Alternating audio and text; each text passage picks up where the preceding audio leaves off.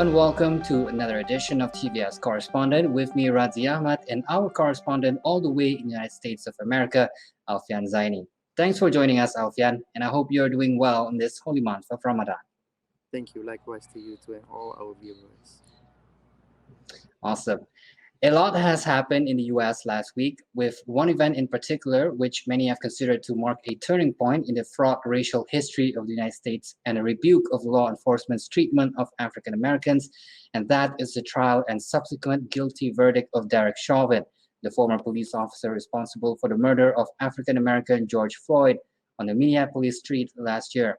But before we get into the details of the trial and what it means for the nation, Alfian, would you like to provide some background for the viewers who might not be familiar with who George Floyd is or what exactly happened to him? Certainly, Radzi. On the evening of May 25th, 2020, George Floyd, a 26-year-old African-American citizen, bought a pack of cigarettes at a convenience store in South Minneapolis. A shop assistant believed he had used a counterfeit $20 note and called the police after Mr. Floyd refused to give the cigarettes back. When police arrived, they ordered Mr. Floyd out of his parked car and handcuffed him. A struggle ensued when officers tried to put a screaming Mr. Floyd in their squad car. They wrestled him into the ground and pinned him under the weight. Derek Chauvin, the police officer convicted in the recent trial, was filmed pressing his knee into the back of Mr. Floyd's neck for more than 9 minutes, as Mr. Floyd and several bystanders pleaded for his life. As he was being restrained, Mr. Floyd said more than 20 times that he could not breathe, pleading for his mother and begging, please, please, please. When the ambulance arrived, Mr. Floyd was motionless. He was pronounced dead after about an hour later. A very gross injustice indeed, as Mr. Floyd's death then sparked protests against racism and police brutality in many US cities and other countries, even as the world grappled with the coronavirus pandemic. I'm sure the guilty verdict would come as a relief to many who fought against racial injustice in the US. Alfian, what exactly happened during the trial that led to the conviction? During Chauvin's 3-week trial, the 12-member jury heard from 45 witnesses and saw several hours of video footage. Some of the most powerful testimony came from eyewitnesses. Several broke down in tears as they watched graphic footage of the incident and described feeling helpless as events unfolded. Mr. Floyd's girlfriend for about 3 years and his younger sibling also took the stand. Expert witnesses on behalf of the state testified that Mr. Floyd died from a lack of oxygen due to the manner of restraint employed by Chauvin and his colleagues. Chauvin himself chose not to testify, invoking his right to not incriminate himself with his responses. What were the charges against Derek Chauvin? Chauvin was found guilty on 3 charges: second-degree murder, third-degree murder, and manslaughter. His bail was immediately revoked and he was placed in custody. Sentencing is likely to happen in 2 months, and Chauvin could spend decades in jail. And how long are the prison sentence are we talking about? In Minnesota, second-degree murder carries a maximum sentence of 40 years in prison. Third-degree murder is punishable by up to 25 years in prison. Second-degree manslaughter is punishable by up to 10 years in prison. Chauvin is expected to appeal against the verdict. Well, those prison years seem fair considering the crime that was committed. Yes, they are, but what is also significant is that police officers have rarely been convicted, if they are charged at all, for deaths that occur in custody, and the verdict in this trial has been widely seen as an indication of how the U.S. legal system will treat such cases in the future. The three other officers are due to face trial later this year on aiding and abetting charges. We'll certainly keep an eye out for that. What were the reactions to the guilty verdict? The Floyd family's lawyer, Ben Crump, tweeted that painfully earned justice has finally arrived. It sends a clear message on the need for accountability of law enforcement. President Joe Biden and Vice President Kamala Harris called the Floyd's family after the verdict. Mr. Biden was heard saying that at least now there is some justice. In nationally televised remarks shortly afterwards, Mr. Biden said systemic racism is a stain on the whole nation's soul. Ms. Harris, on the other hand, urged lawmakers to pass the George Floyd bill aimed at reforming policing in the U.S. Several hundred people cheered outside of the courthouse as the verdict was announced.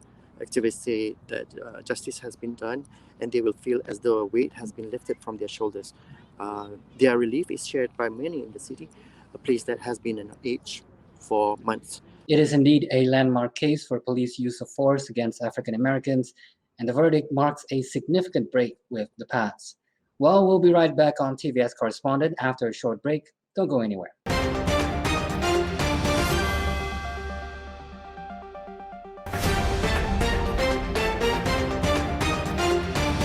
We are back on TVS Correspondent with me, Radzi Ahmad, and our United States correspondent, Alfian Zaini, where just now we talked about a historic turning point in the issue of racism in the US through the guilty verdict of former police officer Derek Chauvin. Let's move on to another landmark event where on Friday, SpaceX, the commercial rocket company owned by Elon Musk, successfully launched 4 astronauts into orbit on a recycled rocket and capsule for the first time ever. Now, when we talk about recycling used stuff, I would think pretty long and hard. For example, whether to buy a used car. But of course, reusing a Falcon 9 main stage rocket is something totally different. How significant is this achievement for further missions, Alfia? You know, SpaceX really has created a reputation for themselves as a reusable rocket company. That's something very important to their founder, Elon Musk. Not just because they want to get the most out of the vehicles that they are building, but also because it lowers the price of their rockets and they want to be able to fly more and more people. And so that was always the vision for SpaceX. NASA did take some convincing over the last few years to understand this, but they've seen the success of SpaceX with all of their reusable rockets. In fact, SpaceX is getting really close to flying a Falcon 9 main stage rocket for the 10th time soon, and that's a goal that the company has set. Seems like it's getting more and more acceptable to use these used spacecraft. That's really cool that we can get to use rockets nowadays. Well, let's talk about the launch itself. How did it go? The Falcon 9's climb out of the lower atmosphere went smoothly, and 2.5 minutes after liftoff, the first stage engines shut down. The booster fell away, and the single engine powering the second stage took over, continuing the climb to orbit. The first stage, meanwhile, flipped around and headed for landing on an offshore drone ship, touching down 9.5 minutes after takeoff to chalk up the company's 80th successful stage recovery and its 58th at sea. About after 23-hour ride, the Crew Dragon spacecraft docked at the International Space Station at around 5 a.m. Saturday for the second time. MacArthur, one of the crew, said, "The ascent was incredible. The ride was really smooth. We couldn't have asked for anything better." It must have been a relief for the crew and SpaceX that the flight went well and smoothly. Now, who are the 4 astronauts aboard the spacecraft? Well, strapped in 4 abreast were Commander Shane Kimbrough, co-pilot Megan MacArthur, Frenchman Thomas Pesquet, and Japanese astronaut Akihiko Hoshide, all space veterans making their first flights. Kimbrough, MacArthur, Pesquet, and Hoshide will join 7 astronauts already on board the station, 4 of whom arrived on a SpaceX Crew Dragon capsule in November. That will bring the space station's total staff to 11, one of the largest crews the ISS has ever hosted.